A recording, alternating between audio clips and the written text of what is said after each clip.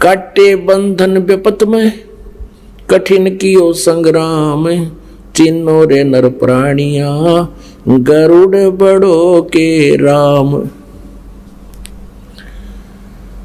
गोवर्धन श्री कृष्ण धार्यो, द्रोणगिरी हनुमंते, शेष नाग सब सृष्टि उठाया, इनमें कौन भगवंते।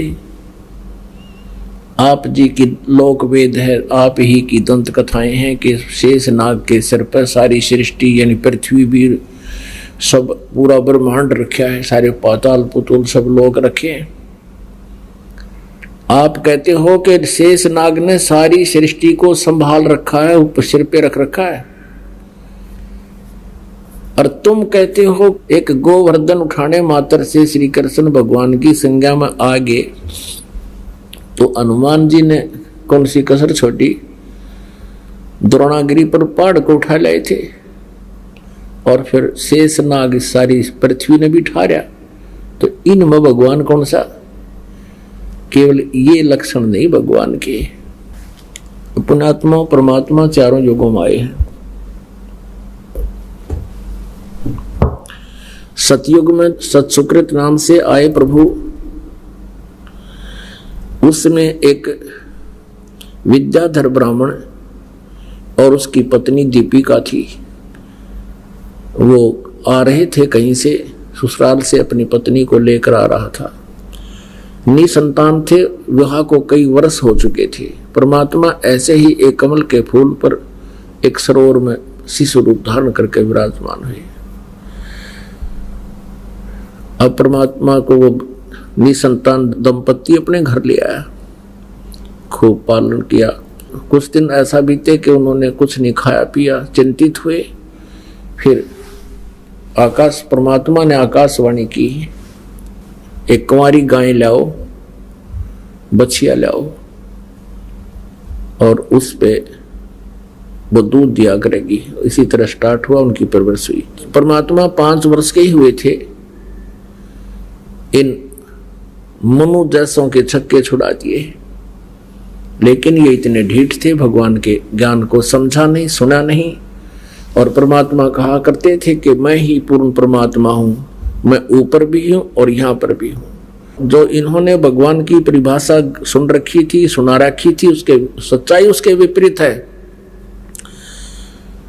तो मनु जैसे ऋषि ने परमात्मा के साथ व्यंग करना शुरू कर दिया, मजाक करना शुरू कर दिया, और अपना मान के भूखे ने कह दिया कि ये वामदेव है। वैसे परमात्मा का नाम सत सुकृत था। वाम का अर्थ होता है उल्टा। एक तो राइट हैंड, इसको सीधा हाथ कहते हैं, और एक जो लेफ्ट हैंड, इसको जो है उल्टा हाथ कहते हैं। ऐसे ही वाम माने उल्टा, बामा। तो परमात्मा को वो मनु जी और साथ में अन्य ऋषि कहने लगे, यो तो वामदेव है। वामदेव मीन उल्टी बात कहे सारी।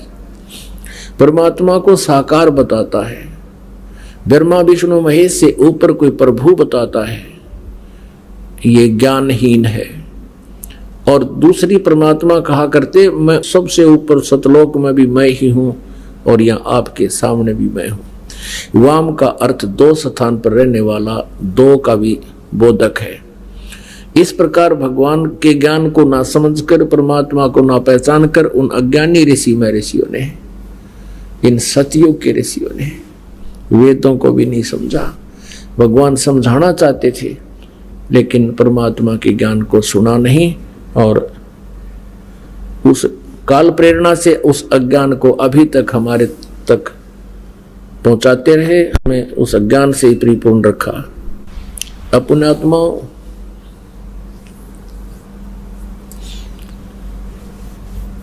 अब थोड़ा सा आपको और प्रकरण दिखाते हैं कि सत्य सुकृत नाम से परमात्मा आए, और वो सतयुग के जो ब्राह्मण ऋषि थे वो बिल्कुल वेद ज्ञानहीन थे, और परमात्मा कहा करते थे भगवान साकार है और मैं खुद मालिक आया हूं।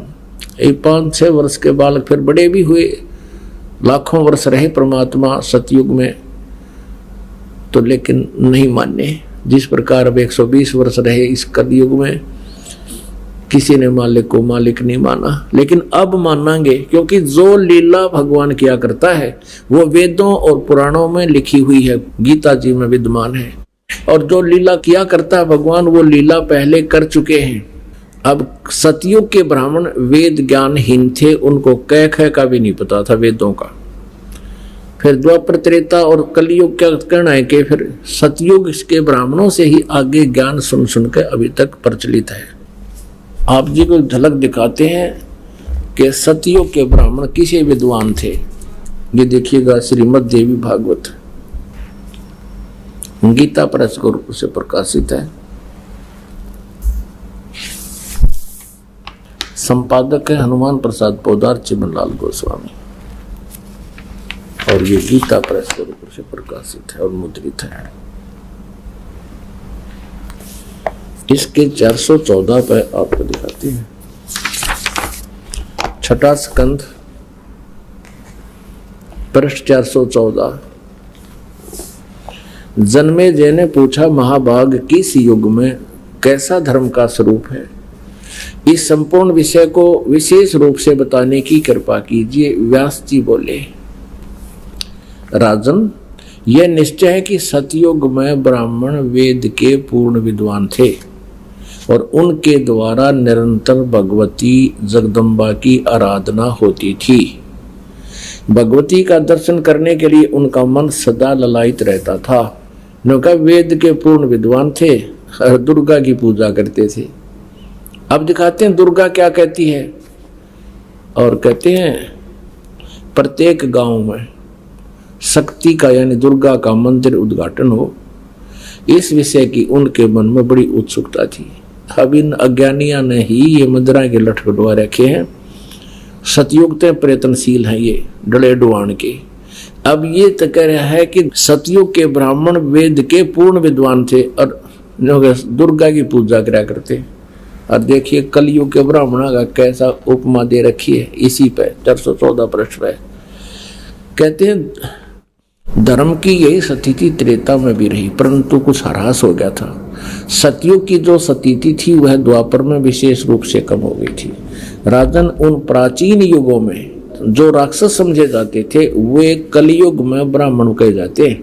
अब कलयुग के ब्राह्मणों की तो यह सुनाई दी कहानी सारी, क्योंकि अब के ब्राह्मण प्राय पाखंड करने में तत्पर रहते हैं, दूसरों को ठगना, झूठ बोलना और वैदिक धर्म कर्म से अलग रहना कलयुगी ब्राह्मणों का स्वाभाविक गुण बन गया। जय हो बंदी छोड़ी। अब ये दास नहीं कह रहा कि कलयुग के ब्राह्मण जो सतयुग में राक्षस थे वो कलयुग के ब्राह्मण, ये तो अपना पुराण बता रही हैं जो कि श्रोधार्य हैं। अब यहाँ आपने सुना कि व्यास जी कह रहे हैं जन्मेजय को कि कलयुग के जो ब्राह्मण हैं ये तो सतयुग त्रेता और द्वापर में जो राक्षस समझे जाते थे उन जैसे कर्म वाले हैं। और यहाँ दूसरा ये कह रहे हैं कि राजन व्यास जी कह रहे हैं जन्मेजय को कि सतयुग के ब्राह्मण को ऋषि कहो। कहते हैं ये बड़े वेद के विद्वान थे, वेदों के पूर्ण विद्वान थे, दुर्गा पूजा करते। ये खाक विद्वान थे, दुर्गा की पूजा का किसी वेद में प्रावधान नहीं है। इनका विवरण अवश्य है लेकिन पूजा का नहीं। वो तो स्पष्ट लिखा है कि परमात्मा तो सबसे श्रेष्ठ वही पूज्य है, उस एकमात्र परमात्मा की पूजा करनी चाहिए। और दुर्गा स्वयं कहती है, शक्ति दुर्गा स्वयं कहती है, ये देखिएगा 7वां स्कंध, ये 7वां स्कंध श्री संक्षिप्त देवी भागवत 562 पृष्ठ पर है। देवी के द्वारा हिमालय को ज्ञानोपदेश और ब्रह्म स्वरूप का वर्णन। अब श्री देवी जी कहने लगी, पर्वतराज, अब पहले तो यह अपनी बताती है कि मेरी भक्ति करत इतनी कर लेकिन इसके मोक्ष मोक्ष कुछ को न्या। अब कहती है उस ब्रह्म का क्या स्वरूप है यह बतलाया जाता है। जो प्रकाश रूप सबके अत्यंत समीप में स्थित हृदय रूप गुहा में स्थित होने के कारण गुहाचर नाम से प्रसिद्ध है और महान पद अर्थात परम प्राप्य है। वह समस्त प्रजा के ज्ञान से परे है और किसी की बुद्धि में आने वाला नहीं है, यह तुम जानो। जो प्रकाश रूप, जो सूक्ष्म से भी अत्यंत सूक्ष्म, जिसमें संपूर्ण लोक और इन लोकों में निवास करने वाले प्राणी स्थित हैं, वही यह अक्षर ब्रह्म है।